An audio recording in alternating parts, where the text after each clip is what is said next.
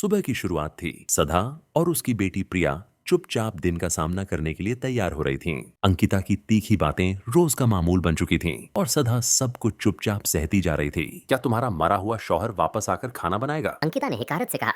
सदा चुपचाप अपने काम में लगी रही, जैसे उसकी जिंदगी की सारी आवाजें खो चुकी हों। मासूम प्रिया अपनी माँ के साथ हर जिम्मेदारी उठा रही थी। उसका बचपन कहीं पीछे छूट गया था। काम की थकान ने सदा को बीमार कर दिया। उसका शरीर बुखार से तप रहा था। अंकिता ने कमरे का दरवाजा खटखटाया। 9 बज गए हैं, अभी तक सो रही हो? आज तबीयत बहुत खराब है, सदा ने आहिस्ता से कहा। ये घर मुफ्त की रोटियां खाने की जगह नहीं है, निकलो यहाँ से, अंकिता ने हुक्म दिया। सर्द रात में माँ बेटी का सफर शुरू हुआ। दर्द और खामोशी के साथ पांव थक चुके थे, मगर उम्मीद अब भी बाकी थी। अचानक सदा जमीन पर गिर गई।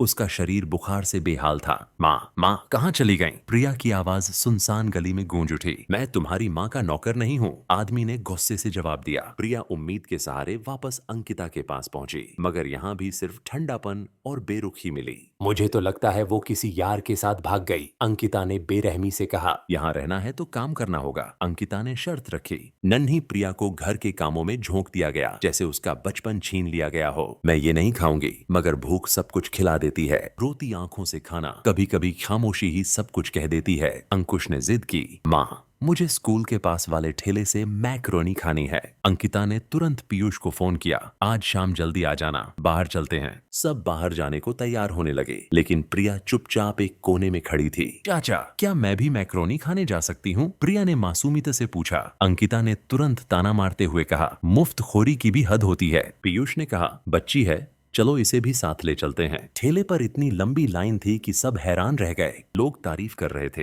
इनके हाथों का स्वाद लाजवाब है। अंकिता को स्वाद सुनकर हैरानी हुई। अब तो खाकर ही जाएंगे। जब बारी आई तो सब दंग रह गए। वो सदा ही थी। प्रिया माँ से लिपट गई। माँ, तुम जिंदा हो, सदा ने बताया। एक बूढ़े बाबा ने मुझे बचाया। बाबा ने मुझे रहने को छत दी और मैक्रोनी बनाना सिखाया। मैं अंकिता के घर वापस चली गई। माँ, प्रिया ने कहा। पीयूष ने कहा, वापस चलें, अपना रेस्टोरेंट खोलते हैं। जिसने मुझे बचाया, मैं उसे कैसे छोड़ दूं?